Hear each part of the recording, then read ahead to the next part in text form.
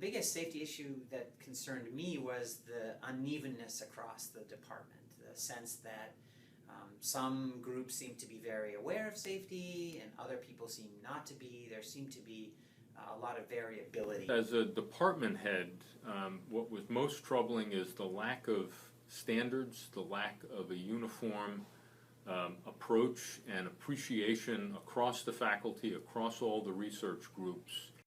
It was very difficult to get people in the lab to wear even safety glasses, let alone gloves and long pants and so on and so forth. I think the thing that I was most disappointed about was, I guess, the overall culture of safety at the U and how many people didn't really care about being safe or didn't realize how important it really is.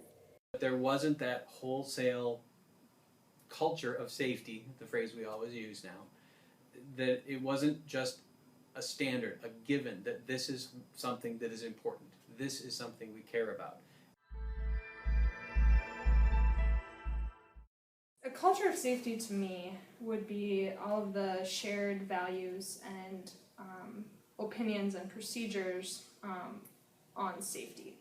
So sort of like the atmosphere of a community towards safety.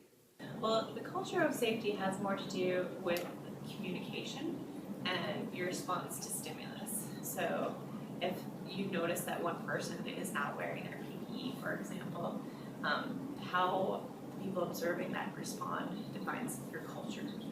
I think the culture of safety is really how people are thinking about safety. You know, what are they doing? Is their attitude, are they thinking about things ahead of time? Or are they just kind of going in and thinking about the science? Is the safety even a component? I think the JST has really heightened awareness. Definitely increased the overall awareness. There's a much higher awareness of safety. It just raised the level of awareness across the entire population of the department. The presence of discussions, signs, meetings, input of quite frequently makes us all more aware that safety is important. The JST brought to us a bottom-up approach to actually developing these practices across the department as a whole. Our PI has been really supportive and always wants to hear a safety moment at the beginning of group meeting. I have two PIs actually, and both have been very supportive. I can see it throughout my entire research group that students are taking on more and more responsibility of their own. There's a peer pressure in the best sense of the word kind of thing that's driving it.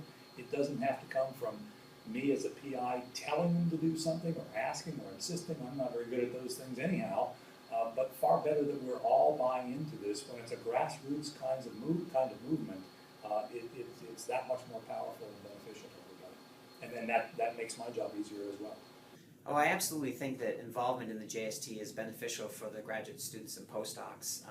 They learn about safety issues that industrial corporations are so concerned about, and as a result of the training that they've received through the JST activities, it makes them much better job candidates. So it makes them more attractive to companies that might want to hire them, and it also teaches them better practices for their own work in the laboratories. I think when you're starting a safety initiative, you have to remember that you have to move forward in phases, that you can't do everything right at once, because you're dealing with changing a culture, and that involves a lot of people's different attitudes and beliefs about what you're doing. Strongly encourage getting younger people involved. It's a lot easier to learn behaviors right the first time than to correct them later.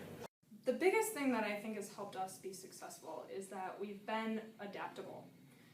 Don't try to bite it all off at once. There's nothing wrong with starting small and implementing at a comfortable pace.